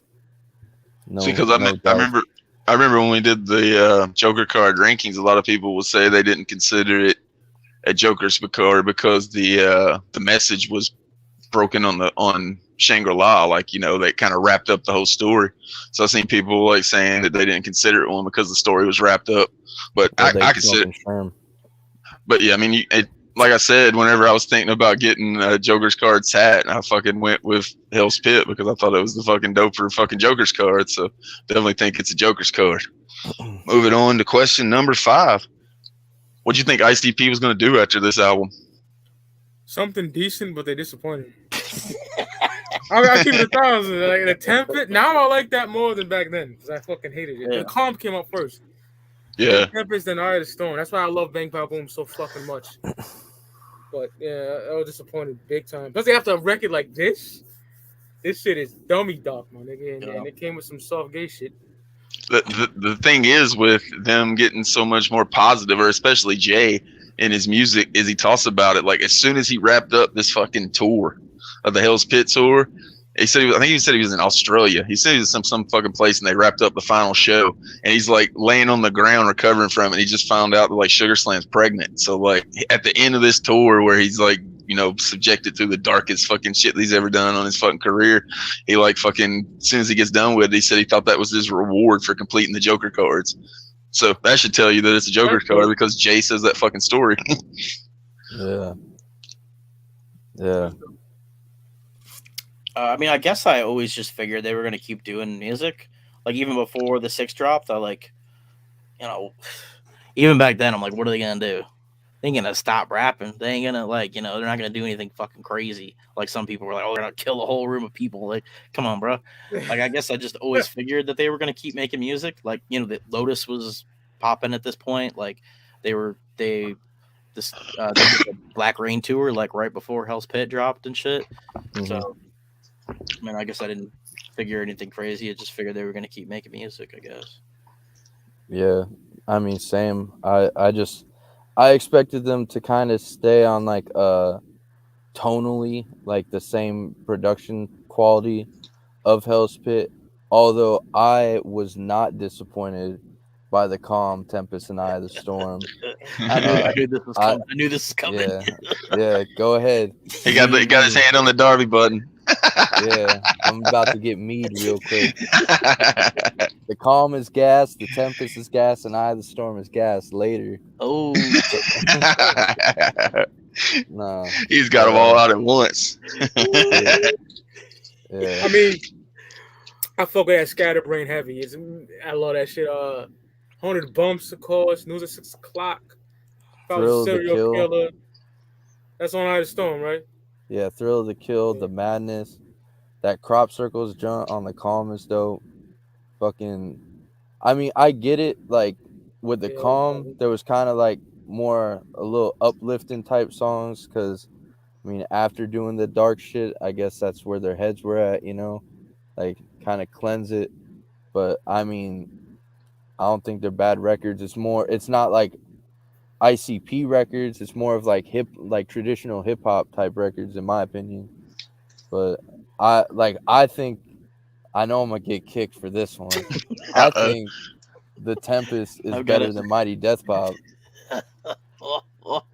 I mean, Yeah, and I think I put that above Bang Pow Boom too. Oh God. Mike wish he had a Darby button. You're lucky Mike don't have this button. I mean, I'm pretty Bang Pow Boom. I'm pretty indifferent to the second deck. So like you saying you like, other than like Missing Link, Lost and Found, like if you're like, oh, these are better than Malinka, okay, then yeah, you're getting Darby. Like, you like this more than this in the second deck. That's all personal opinion. Tempest has never really fully stuck with me. The songs like on it, like I said, but. Yeah, I didn't like it. I didn't like it fully until I got to the Gathering at Cave and Rock, and that was kind of the newest one that was out before Bang Pow Boom. So I got played the fuck out, and I, was hearing that shit everywhere. So I eventually started liking the Tempest. That bitch I lie go hard. I like that.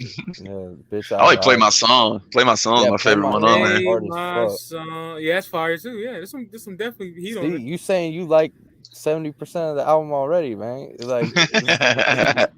But it ain't fucking with Bang Pow Boom with Death Pop though. I mean, to each their own, my guy. It is what it is. For me, when I was like actually thinking about it, like Luke was talking about, when people was talking about them like killing themselves or like blowing up a fucking Gathering of the Juggalos or something, I always thought that was bullshit. But I was, I'm like fucking 19 or something like that, and I'm thinking to myself, Violent J's in his mid-30s. He's kind of old. Maybe they will retire because, they always said, and it will end. That was what they always said. But then whenever they brought out Lotus, I thought they were just going to retire the ICP thing and just go Lotus full on. But that never really happened either. That's what I thought was going to happen whenever they brought Lotus out. They brought Lotus out with the fucking 5th. So I just thought they were going to be done with the ICP thing. I thought they may still release like the solos because they were done that shit before. But I thought they were going to be done with the whole ICP gimmick and just stick with Dark Lotus until they started putting out other music. I got an impromptu thing for you here, guys. We talked about what happened with the 6th. I pulled up an old website that me and Brandon found a long time ago, and we're going to hear what a Juggalo thought the 6th card, what would happen when the 6th card dropped live from an old Angelfire website. Oh, yeah. God. So here we go. This is what somebody thought. When the last Joker drops, ICP will reveal that the whole thing was a joke. Nothing will happen. ICP will disappear in a cave, and then 10 years later, throw a big-ass reunion show. They will travel every country of the world, then ICP will disappear again and disappear mysteriously. I think about it, it could happen. There you go. Live, somebody in like 2003. That shit was 98. That was my girlfriend's website at the time. yeah, it was a long-ass time ago. So there you go. That was the number one. That was the number one link on InsaneClownPosse.com. So it had fucking like 200 people fucking like writing what they thought. And it was all like that shit, just craziness, like a 16-year-old would think of, like I was talking about. Here we go, another one. This one's in all caps, right? Okay. All the rich little fuckers will be consumed by the Dark Carnival. They will be there for us to hunt, and Violent J and Shaggy 2 Dope will be our gods, and they will give us the freaks with the big tits for us to fuck whenever we want. Crown love to you all. That motherfucker was onto something. I mean, I wish. I remember there was one that actually mentioned Wraith in it when he was talking about it. He didn't say he thought the card was going to be called the Wraith, but he actually said the Wraith when he was talking about what he thought the card was going to be. That was the closest one anybody ever got that I've seen. But yeah, there's some crazy ones on there. I'll put the link to that shit in the description so people can go fucking be entertained by what 1998 Angelfire Juggalos thought was going to happen after the 6 dropped.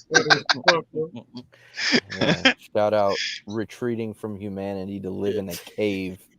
That's fucking for really 10 years and then come back. Yeah.